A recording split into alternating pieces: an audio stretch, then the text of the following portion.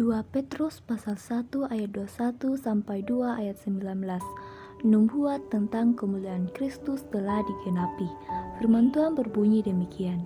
Sebab tidak pernah nubuat dihasilkan oleh kehendak manusia, tetapi oleh dorongan Roh Kudus orang-orang berbicara atas nama Allah.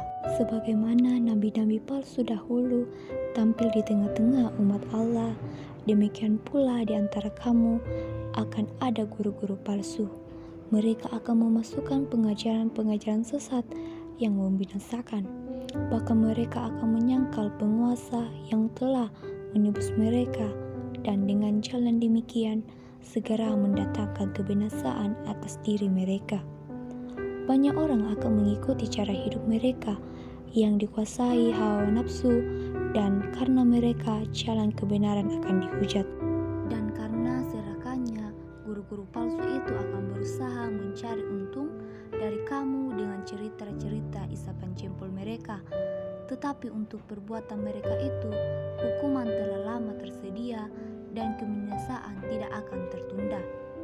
Sebab jikalau Allah tidak menyayangkan malaikat-malaikat yang berbuat dosa, tetapi melemparkan mereka ke dalam neraka, dan dengan demikian menyerahkannya ke dalam gua-gua yang gelap untuk menyimpan mereka sampai hari penghakiman. Dan jikalau Allah tidak menyayangkan dunia purba, tetapi hanya menyelamatkanmu, pemberitaan kebenaran itu dengan 7 orang lain, ketika Ia mendatangkan air bah atas dunia orang-orang yang fasik. Dan jikalau Allah membinasakan kota Sodom dan Gomora dengan api, dan dengan demikian memusnahkannya dan menjadikannya suatu peringatan untuk mereka yang hidup fasik di masa-masa kemudian. Tetapi Ia menyelamatkan Lot, orang yang benar, yang terus-menerus menderita oleh cara hidup orang-orang yang tak mengenal hukum dan yang hanya mengikuti hawa nafsu mereka saja. Sebab orang benar ini tinggal di tengah-tengah mereka, dan setiap hari melihat dan mendengar perbuatan-perbuatan mereka yang jahat itu, sehingga jiwanya yang benar itu tersiksa.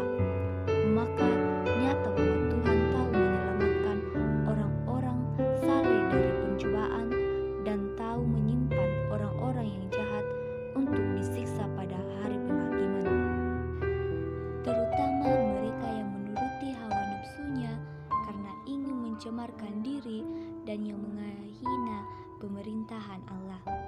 Mereka begitu berani dan angkuh sehingga tidak senggan-senggan menghujat kemuliaan. Padahal malaikat-malaikat sendiri yang sekalipun lebih kuat dan lebih berkuasa daripada mereka tidak memakai kata-kata hujat kalau malaikat-malaikat menuntut hukuman atas mereka di hadapan Allah.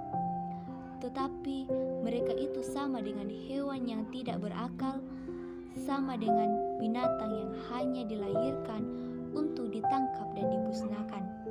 Mereka menghujat apa yang tidak mereka ketahui, sehingga perbuatan mereka yang jahat mereka sendiri akan binasa seperti binatang liar, dan akan mengalami nasib yang buruk sebagai upah kejahatan mereka. Berfoya-foya pada siang hari, mereka anggap kenikmatan. Mereka adalah kotoran dan noda yang mabuk dalam hawa nafsu. Mereka kalau mereka duduk makan minum bersama-sama dengan kamu. Mata mereka penuh nafsu zina, dan mereka tidak pernah jemu berbuat dosa. Mereka memikat orang-orang yang lemah. Hati mereka telah terlatih dalam keserakahan. Mereka adalah orang-orang yang terkutuk.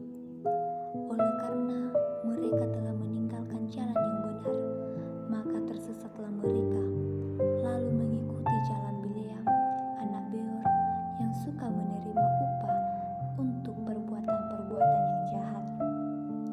Tetapi Bileam beroleh peringatan keras untuk kejahatannya, sebab keledai beban yang bisu berbicara dengan suara manusia dan mencegah kebebalan nabi itu.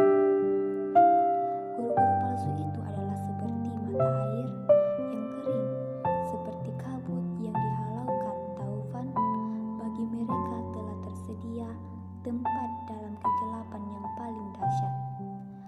sebab mereka mengucapkan kata-kata yang congkak dan hampa dan mempergunakan hawa nafsu cabul untuk memikat orang-orang yang baru saja melepaskan diri dari mereka yang hidup dalam kesesatan. Mereka menjanjikan